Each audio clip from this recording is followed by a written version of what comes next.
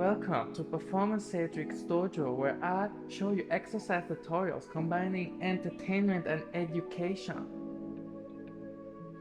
In today's video, I want to show you the 1990 position in most mainstream fitness advice and most gyms I've been to. A lot of people are stretching their quadriceps and their hamstrings. However, you also have very important muscles in your hip region that also influence the position of your low back, such as the iliopsoas, the adductors, the deep gluteal muscles like the glute medius and glute minimus, and also deep rotators of the hip like the piriformis. And these tend to be overlooked in most of these mainstream advice.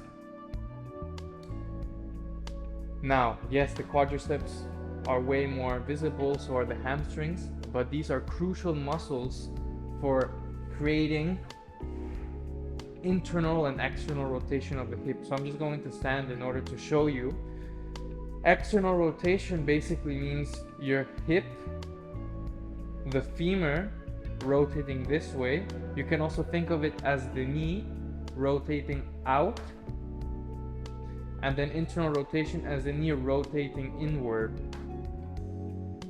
That would be in an open chain position.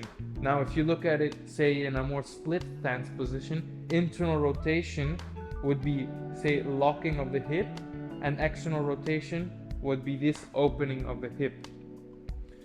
Now that's also when context specific variables apply to what you're looking for. While this is going to help you with external and internal rotation and creating more space in your hip, it's also not teaching you how to create this rotation when you're in a standing position or when you have your feet on the floor. But that's for another exercise tutorial. Regarding this stretch here, this is mainly going to mobilize and stretch the muscles I mentioned before. So to get right into it, the way you're going to start, I like having people first start in this crab, almost deep squat position with their hands behind them. And essentially what you're going to do is, if you're going to, you can either go this way or this way. Even doing this, hip swivels, is already a great way to start to develop these ranges of external and internal rotation in your hip. This can be a regression for the 1990 if your hips are very, very tight. Now, when you're going to get and actually set up into the 1990, you want to first have both legs at 90 degrees. So make sure that they're all making a 90-degree angle, right? Not too close to each other, but also not too straight. Just think of the corner of a rectangle, a square.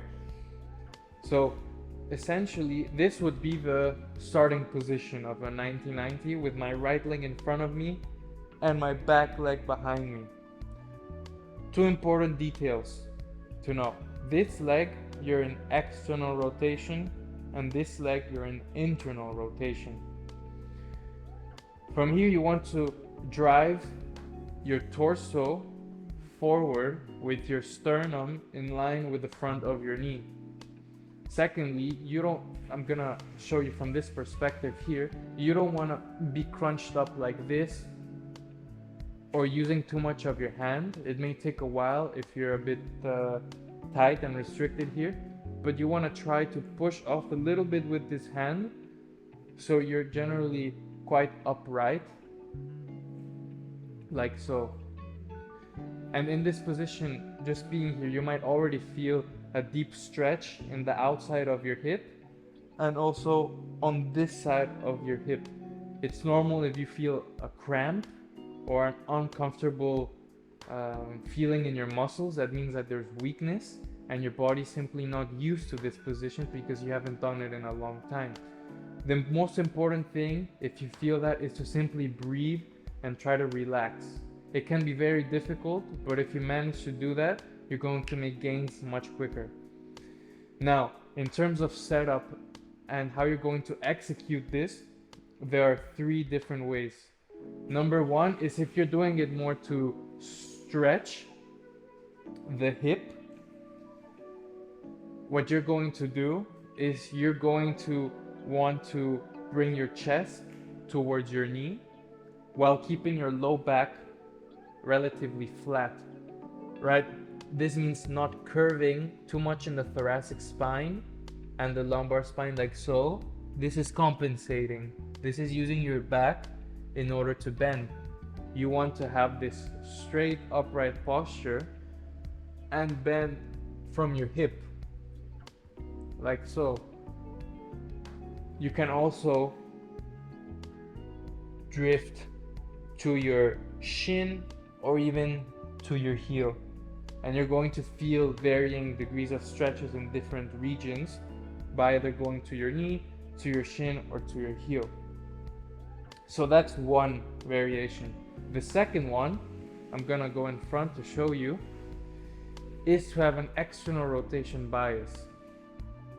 And here, some of you may find that your knee is going up. That means that there's a lot of tightness here, restricting you from getting that full external rotation, meaning the knee is fully touching the ground with the foot and the shin.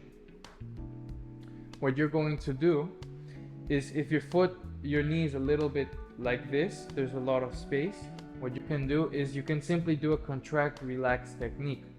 And basically this means that you're going to push. Imagine you want to push this knee into the ground. You want to drive it into the ground. And you have that intention of pushing towards the ground. And then you exhale and you maintain it there. You don't let it go. You maintain it there. You inhale, you push, drive the outside of your knee into the ground and relax. And you can do that for 3 to 5 seconds. Contract, relax 3 to 5 seconds, and repeat that 3 to 5 times. That would be for external rotation. For internal rotation, it's the same principle, just that the movement is different, and you are going to be doing it in the back of your leg. Now, also important note here is, if you go too much forward, it's going to be very easy to do this movement. But the more upright you are, the harder it is going to be to make a compensation. Already here I feel a huge cramp, and what you're going to do is you're going to try to lift the foot off the ground as much as possible. Even if it's this, that's already fine. And you can do the same thing as the front knee. You can inhale, lift 3 to 5 seconds, exhale, here you would bring it down, and you do it for reps. Or you can also just do an isometric hold. And you can apply the same concept when you're doing the full stretch, pushing into the knee in order to get deeper into that movement.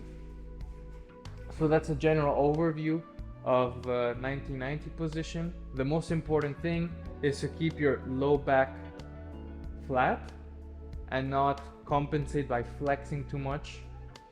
The second thing is to have that 90-90 angle on both hips. Third, if you find this position very uncomfortable, simply regress to what you can hold for a longer duration and you can actually breathe comfortably. So if already being here is too much for you, then simply start here. That's going to be easier, and you can simply do swivels as so, to get your body used to your hips rotating, your hip externally rotating, internally rotating, and same on the other side. I hope that helps, and hopefully you're gonna feel your hips a bit more oily and buttery. Ciao.